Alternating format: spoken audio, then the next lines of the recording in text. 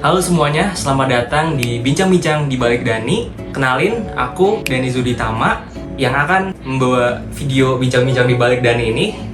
Dan kali ini aku nggak sendiri, karena aku juga bareng Mas Evan, yaitu adalah seorang awardee beasiswa Stipendium Hungaricum atau beasiswa dari pemerintah negara Hungaria. Tapi kita juga nggak berdua, karena kita juga ada kameramen di belakang. Ya, say hi kameramen. Halo. Oke, itu kameramen kita. Oke.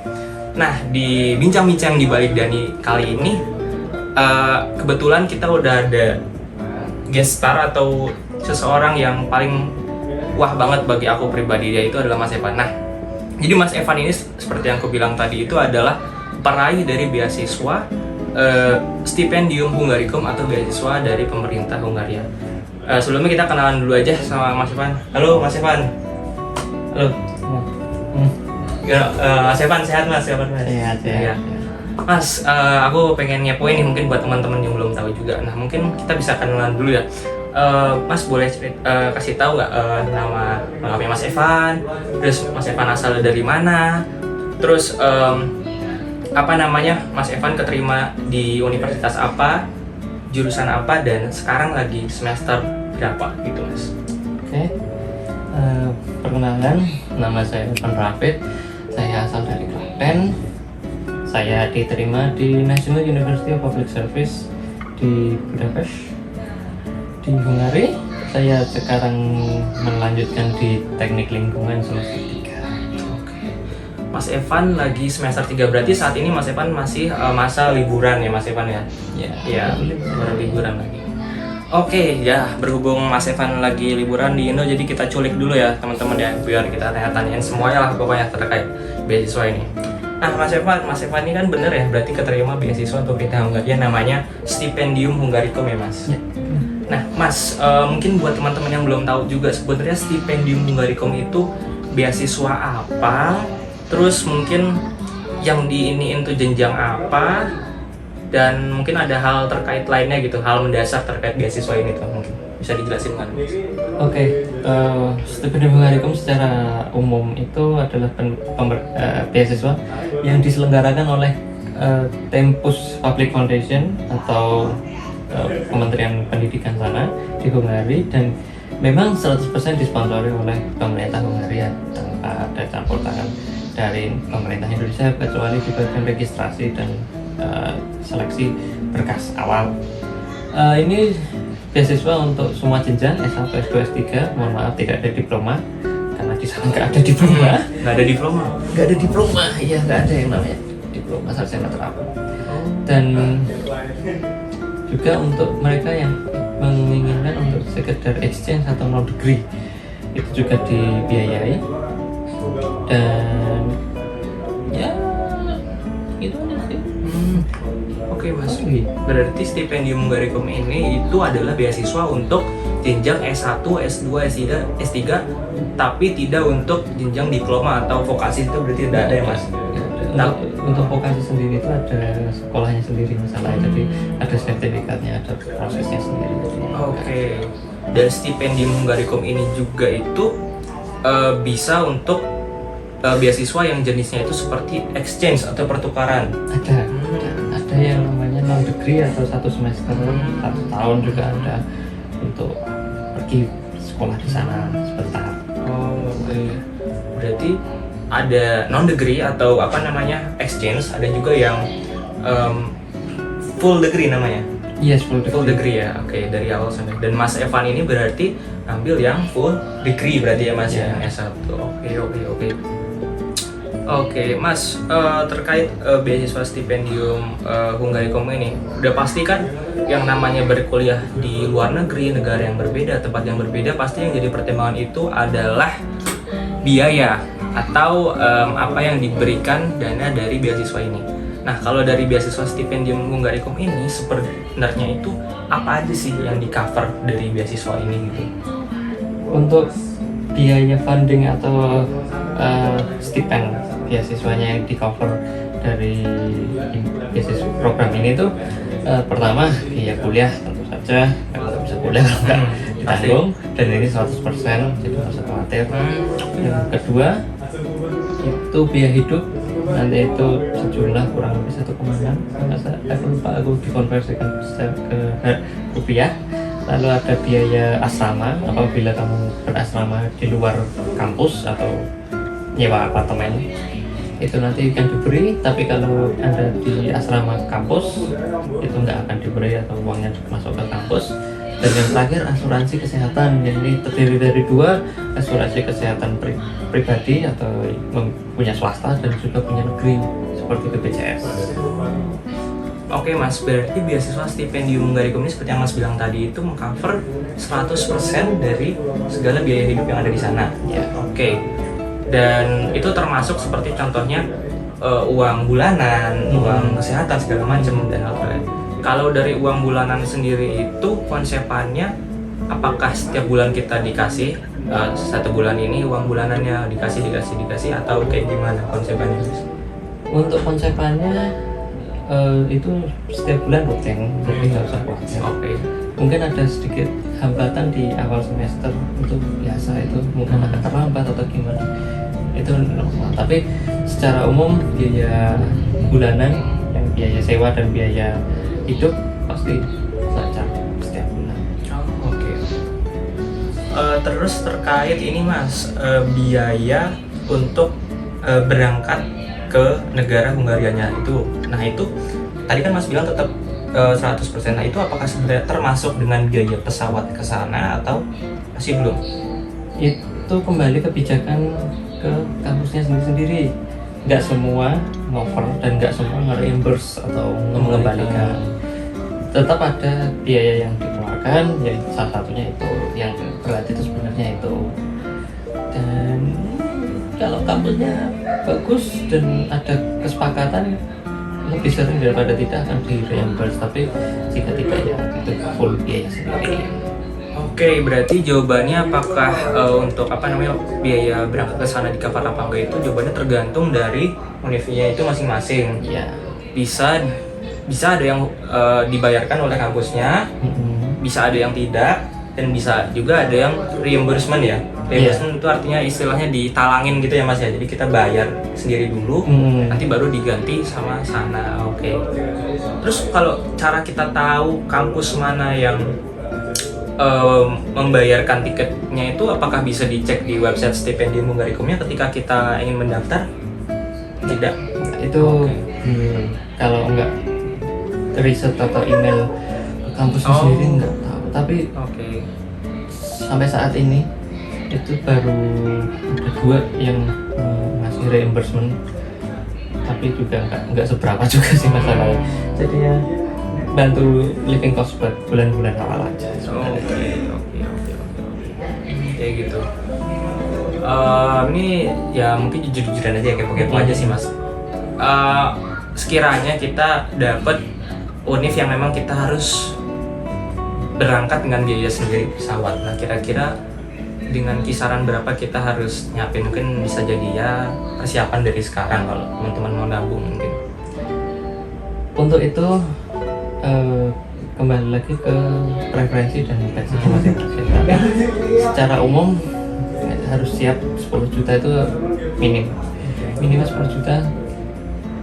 Kalau memang berani membawa bawaan ringan, jadi cuma bawa tas sama koper kecil yang di kabin itu bisa sebenarnya sekali jalan 4 juta itu bisa. Tapi nanti banyak transit dan banyak ribetnya gitu saja. Tapi kalau mau yang direct, mau yang enak, mau yang nyaman, itu minimal 8-10 itu paling murah, tapi rata-rata 13-15. Oke, itu sekedar buat gambaran aja ya Mas. Gambaran. Oke. Nah itu tadi apa biaya yang harus di cover sama pihak Stipendium Hungarikum dan juga terkait biaya dari pesawatnya untuk berangkat ke Hungaria di sana. Nah selanjutnya nih Mas, terkait beasiswa Stipendium Hungarikum ini sendiri, itu sebenarnya kalau timeline dari pembukaan pendaftarannya itu biasanya di bulan apa sih Mas? Untuk Stipendium Hungarikum sendiri itu mereka rata-rata buka di bulan November atau Desember dan ditutup Januari atau Februari. Jadi di akhir tahun itu biasanya dibuka. Oh, oke, berarti dibukanya pada akhir tahun bulan November Desember Iya. dan pada bulan Januari Februari itu tadi ditutupnya. Ya, jadi misal bukanya di bulan November, nanti tutupnya Januari. Kalau bukanya Desember, Februari. Mengikuti gitu. Enggak pernah. Berarti kurang lebih sejauh ini sama ya, berarti acuannya yaitu akhir tahun dan awal tahun ya Mas ya? Iya, akhir tahun dan awal tahun. Oke, buat teman-teman yang mau ikut Stipendium Hungarium 2024 ya mungkin bisa disiapin dari sekarang untuk persiapannya nanti kali ya Mas ya? Iya. Oke.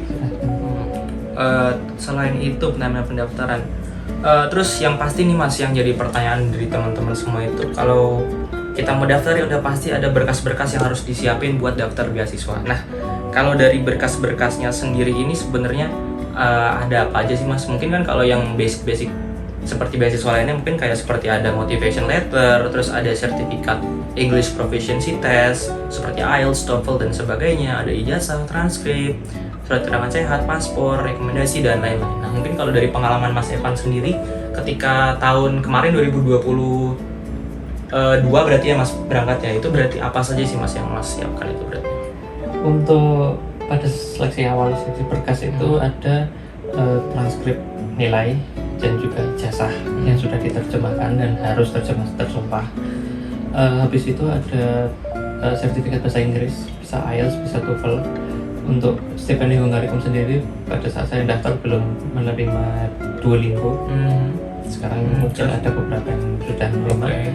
Dan juga paspor atau identitas. Untuk keuntungannya Stipendium Hungarikum sendiri itu pada saat tahap ini kamu bisa daftar bagian paspor itu untuk dimasukin ke KTP dulu.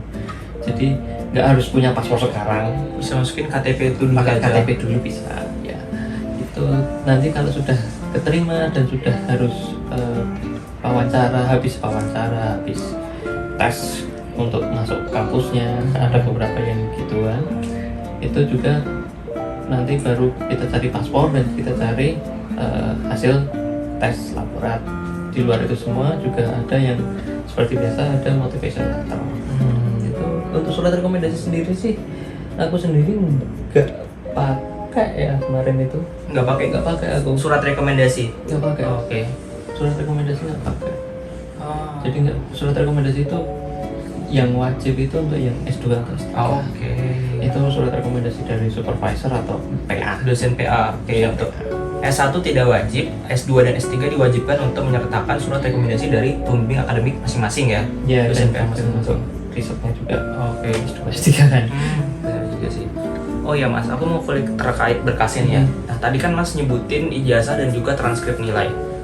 Nah, jika Mas ini kan daftar waktu ke pas S1 kemarin ya. Nah, jadi sekedar informasi nih teman-teman. Jadi Mas Evan ini itu sebenarnya adalah kakak tingkat aku di kuliah, dan Mas Evan ini sebelum berangkat kemarin itu sebenarnya sudah menempuh ke semester 3 selama kurang lebih 1 atau 2 bulan, dan selama 1 atau 2 bulan itu Mas Evan pun dapat informasi bahwa diterima di beasiswa ini. Nah, maka dari itu yang mau aku tanyakan di sini itu pas Mas Evan daftar dengan posisi masih aktif sebagai mahasiswa S1 di PTN UNS, itu apakah juga harus menyertakan ijazah SMA itu Mas? Kalau karena mungkin kan udah tahun-tahun kemarin gitu, nah itu Mas Evan juga menyertakan ijazah juga nggak sih Mas? Ijazah SMA Di mana? di berkas pendaftaran Stipendium Hungarikum. Tentu kok pasti. Oh. Ijazah itu salah satunya wajib, kecuali emang belum lulus ya. Kalau emang kalian daftar kelas 12 belum lulus itu nanti minta surat keterangan lulus aja. Oke. Terus nanti dikonversi ke bahasa Inggris, legalisir selesai. Oke. Itu nanti buat penahan buat ijazah dulu aja. Mereka nerima kok surat keterangan lulus itu. Oke, berarti buat teman-teman yang masih SMA yang belum punya ijazah bisa buat surat keterangan lulus diproses dari SMA masing-masing. Buat yang sudah menjalani S1 dan ingin mendaftar bisa masukkan ijazahnya. Ya, bisa masukkan ijazah. Oke. Untuk transkrip nilai, ketika Mas memasukkan itu tuh berdasarkan transkrip nilai yang dibuat sama akademik fakultas kita Mas. Fakultas universitas masing-masing gitu. Iya. nanti transkripnya sebenarnya transkrip SMA yang dipakai. Tapi kalau semisal kalian udah kuliah sarjana, mungkin udah mulai tapi ngerasa mau keluar atau gimana terserah.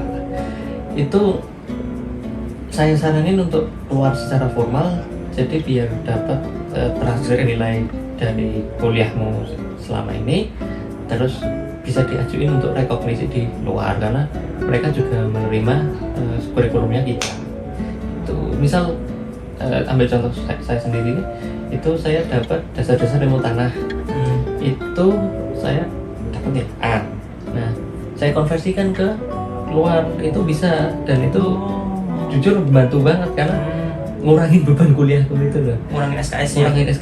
Karena selama saya di Hungari, karena SKS-nya nggak dibatasi, jadi ngambilnya banyak. Oh gitu ya. Jadi kalau di sini kan memang dibatasi 24. Kalau di sana kamu mau gitu, ngambil sampai 44 sampai tepar pun nggak apa-apa. Asalkan kuat ya. Kuat aja ya. Kalau Anda kuat silakan. Tapi saya sendiri nggak kuat dan saya milih banyak skill. Terserah teman-teman aja ya. Ngikutin alurnya yang semester aja. Boleh. Oh berarti gitu ya Mas. Berarti tadi oke, yang pertama itu tadi kan transkrip ya. Ketika Mas daftar S1 kemarin itu Mas menyertakan transkrip SMA. Transkrip SMA, nilai SMA. Bukan transkrip sejauh dari semester 1 sampai semester 3. Enggak, karena nggak bisa dipakai nanti. Nggak bisa dipakai kecuali sudah keluar dulu. Kecuali sudah di luar. Jadi gini, keluar dari kampus gitu ya. Keluar dari kampus kita dapat transkrip nilai itu dan kita dapat pendampingnya juga kan. Nanti minta pendampingnya sama PA.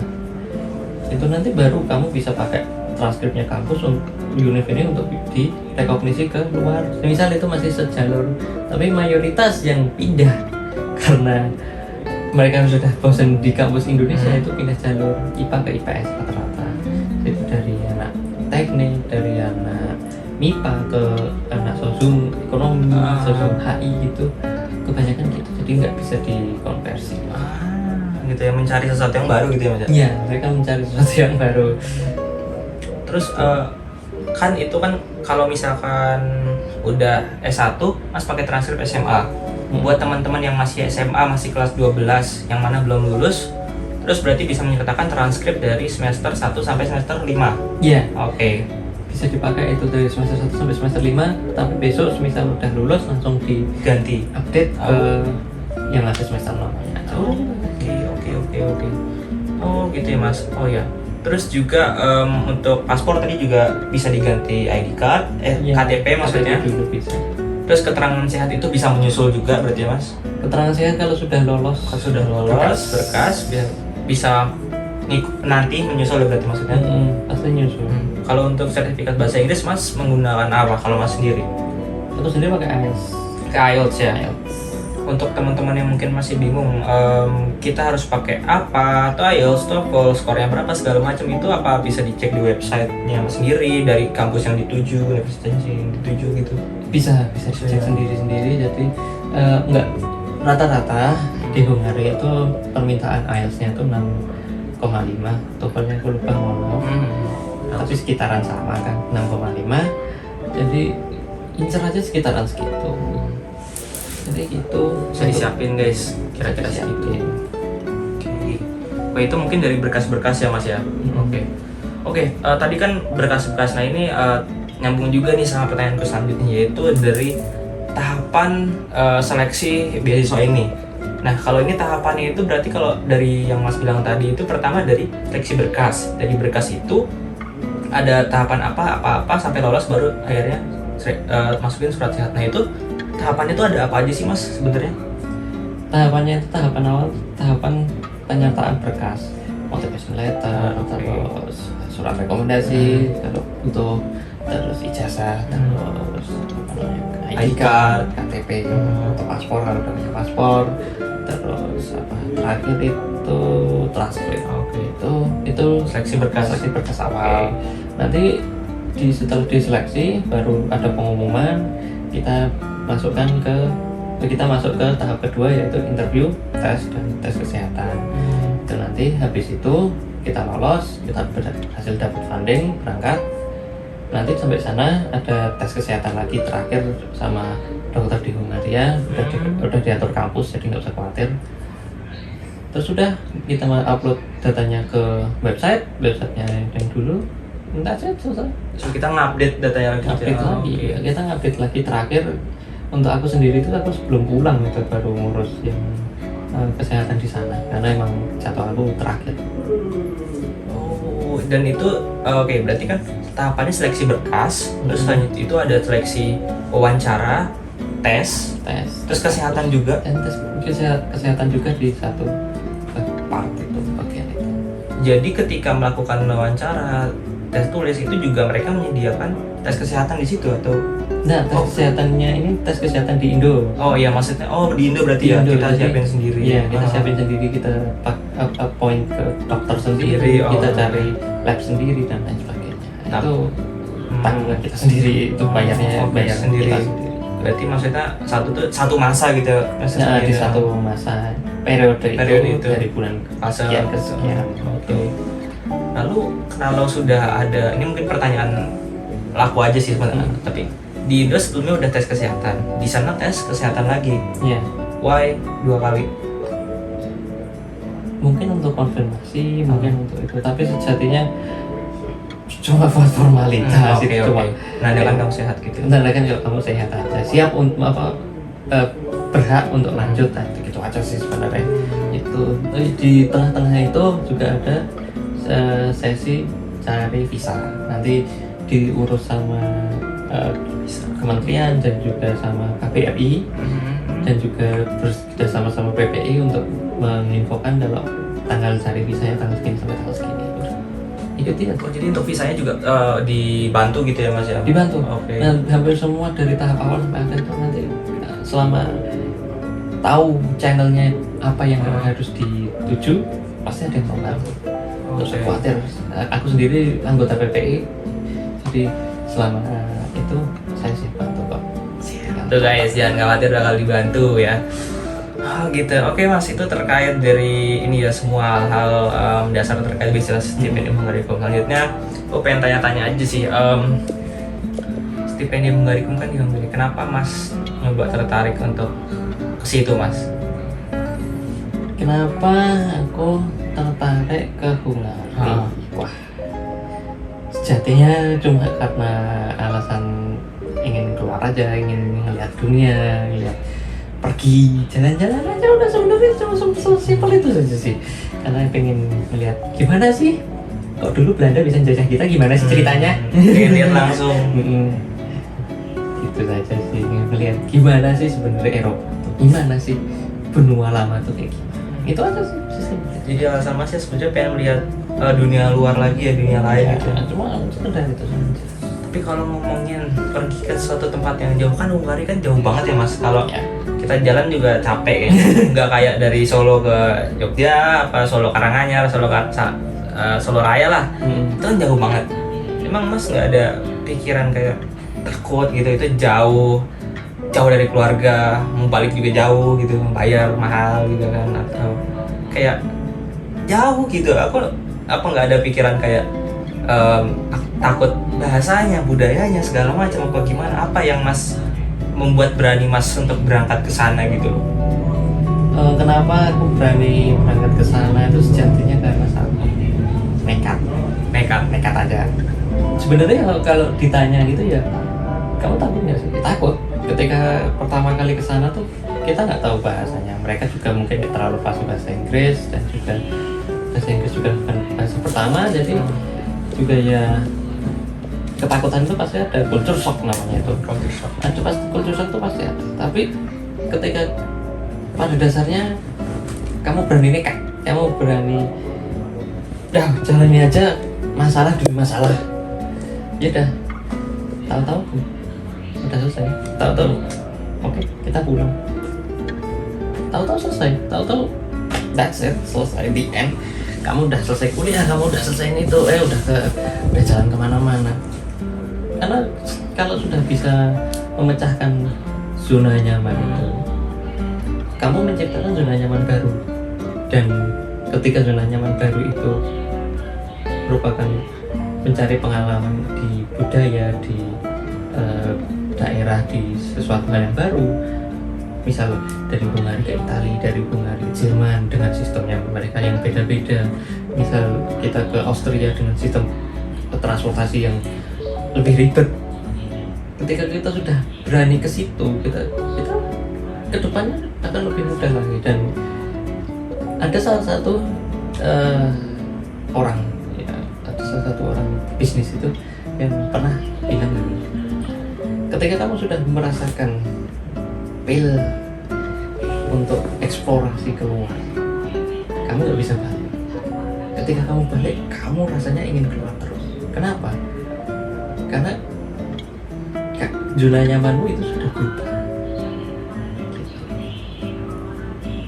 Kamu menciptakan suatu kenyamanan baru lagi gitu ya, Iya, Mas? menciptakan suatu kenyamanan baru di ketidaknyamanan itu.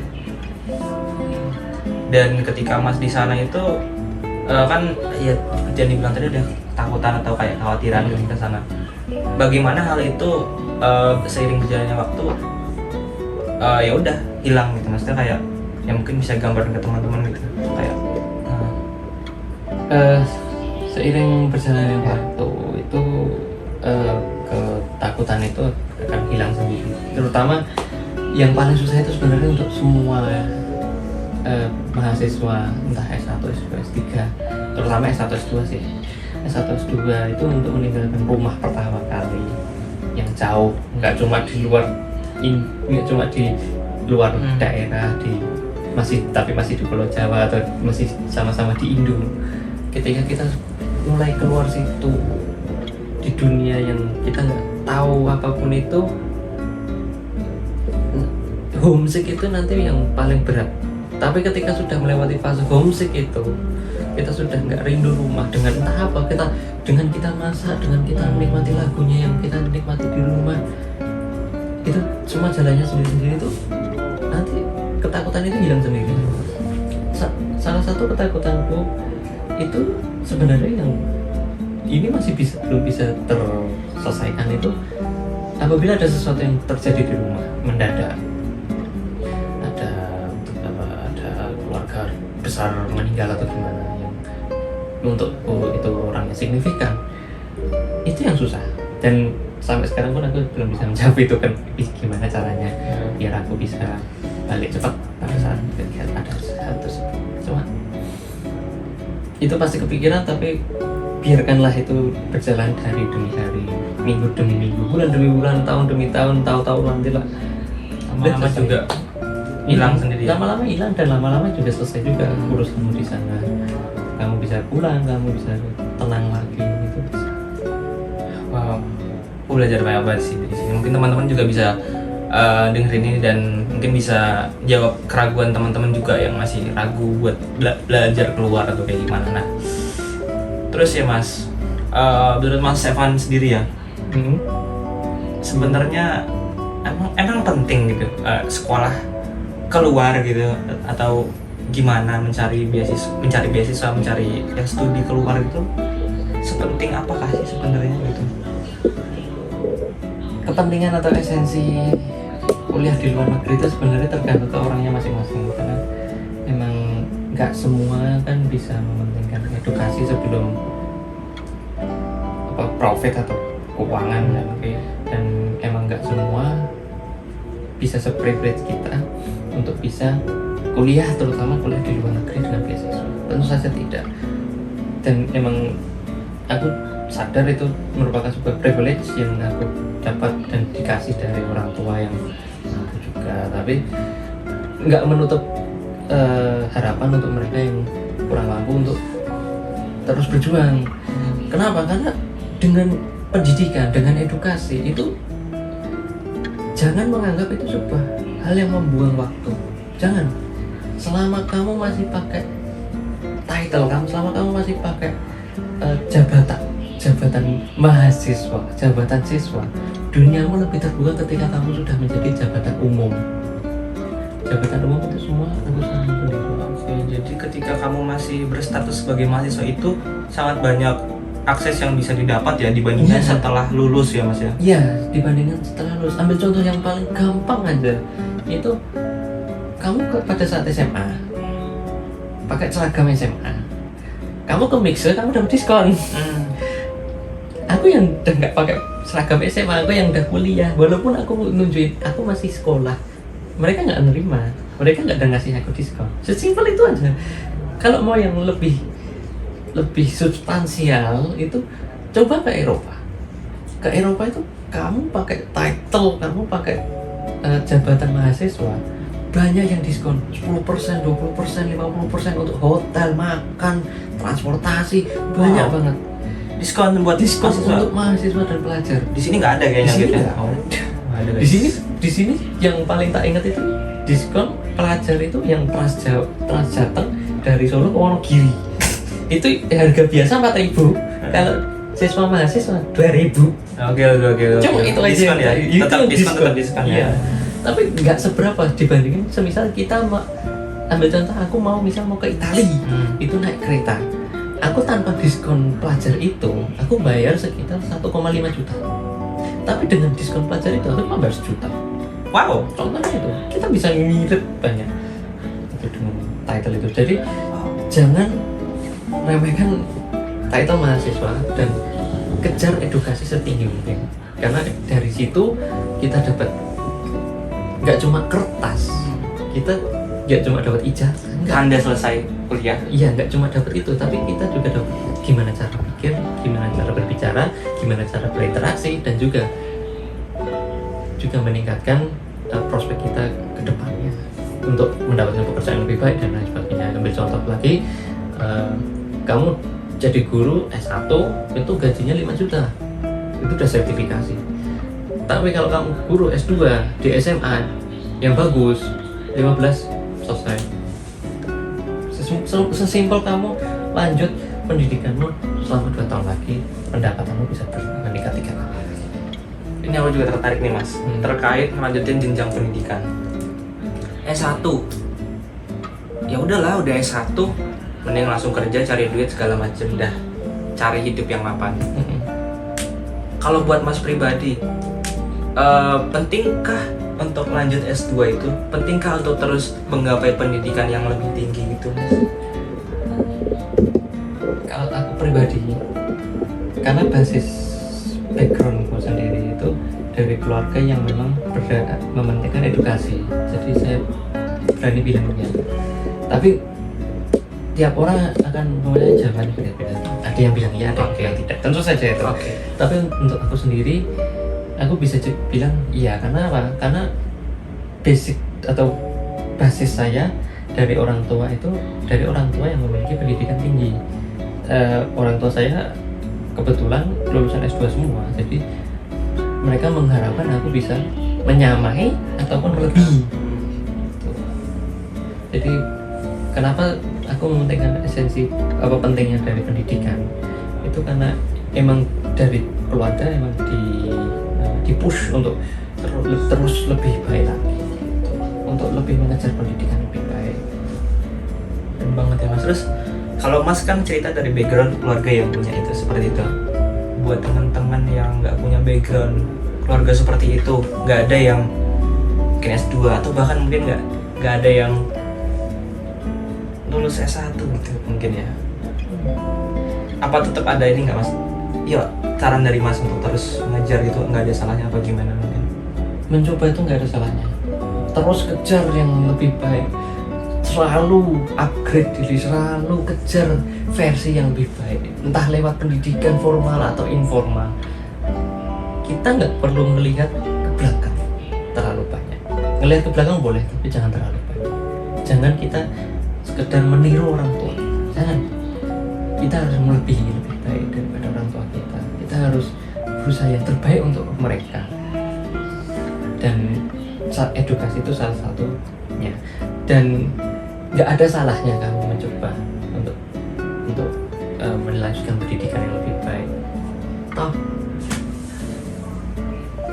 dengan pendidikan yang lebih tinggi pasti ada kok jalannya untuk mendapatkan pendapatan juga lebih tinggi gitu.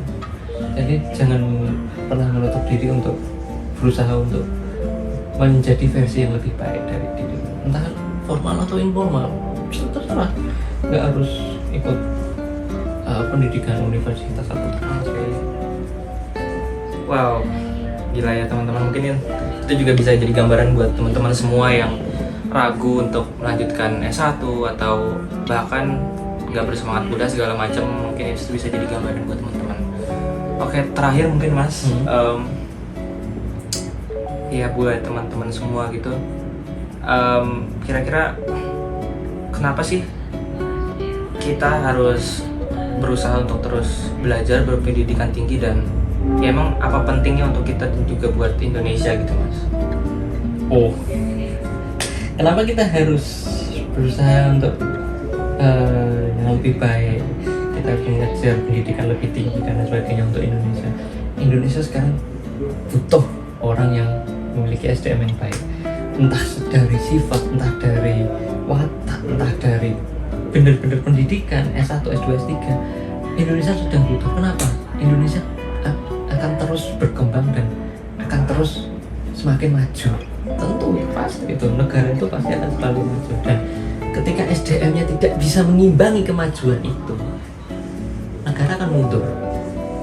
Yang sengsara bukan kita secara langsung, tapi tetangga kita, saudara kita, mereka yang jauh itu yang akan terkena dampaknya dari kita sendiri yang mungkin egois, tidak ingin untuk melanjutkan pendidikan, tidak ingin membangun Indonesia yang lebih baik.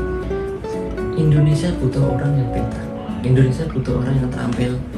Ya, politik dan lain sebagainya baru bobrok, saya sadar itu.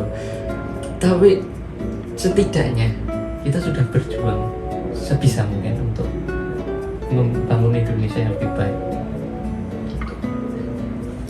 Makasih banyak Mas. Semoga ini semua bisa jadi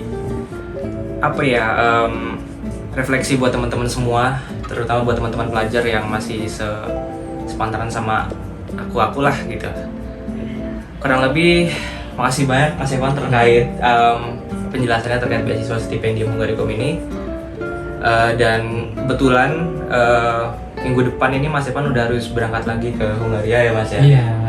Jadi ya mungkin video ini juga buat aku pribadi sebagai video kenang-kenangan. Mungkin entah sampai kapan aku bisa ketemu Mas Evan lagi. Mungkin aku harap aku bisa ketemu di negara yang beda lah Mas. Iya, udah. Pokoknya kamu kemana, kabari, tak nyusul, tak main. Oke, makasih banyak teman-teman yang udah nonton bincang-bincang di balik Dani. Cukup sekian buat video kali ini. Mohon maaf kalau ada kesalahan dari aku pribadi, kata-kata dan penyampaian yang kurang bisa dipahami teman-teman. Aku bakal belajar lagi ke depannya. Sekian di bincang-bincang di balik Dani kali ini. Sampai ketemu di video selanjutnya. Dadah.